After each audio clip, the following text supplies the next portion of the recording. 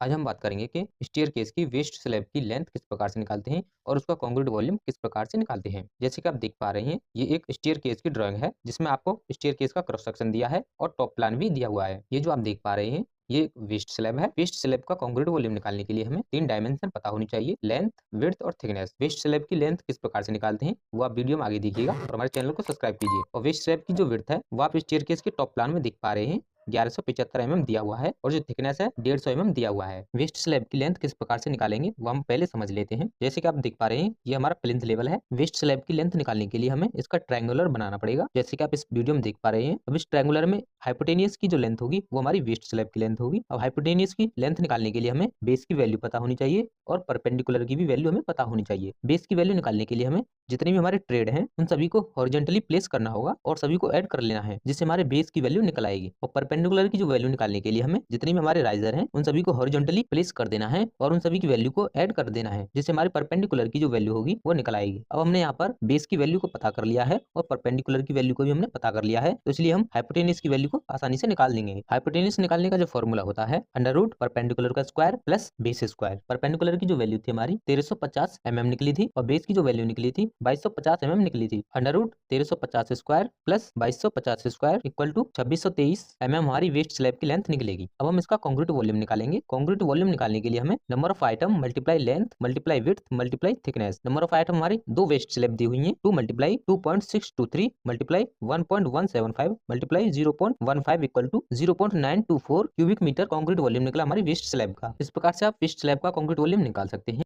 Middle ending और steps का concrete volume किस प्रकार से निकालते हैं।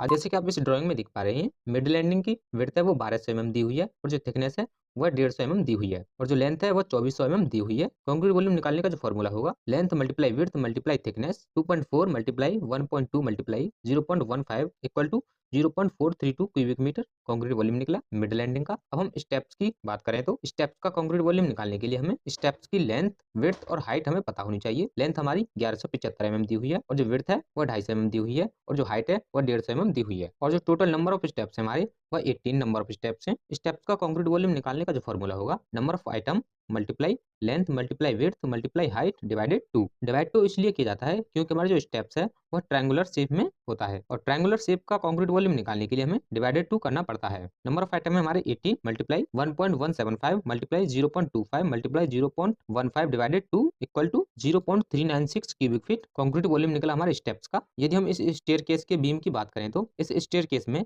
3 बीम दिए हुए हैं। इसका कंक्रीट वॉल्यूम किस प्रकार से निकालते हैं उस पर हमने पहले ही वीडियो बना चुके हैं। यदि आपने वह हमारी वीडियो नहीं देखी है तो आप हमारी उस वीडियो को जरूर देखिए और हमारे चैनल को सब्सक्राइब कीजिए और वीडियो को लाइक एंड शेयर कीजिए। और यदि आपको किसी डिफरेंट टाइप के कंक्रीट मेंबर का कंक्रीट वॉल्यूम निकालना सीखना है तो वीडियो के नीचे कमेंट कीजिए और हमारे चैनल को सब्सक्राइब कीजिए।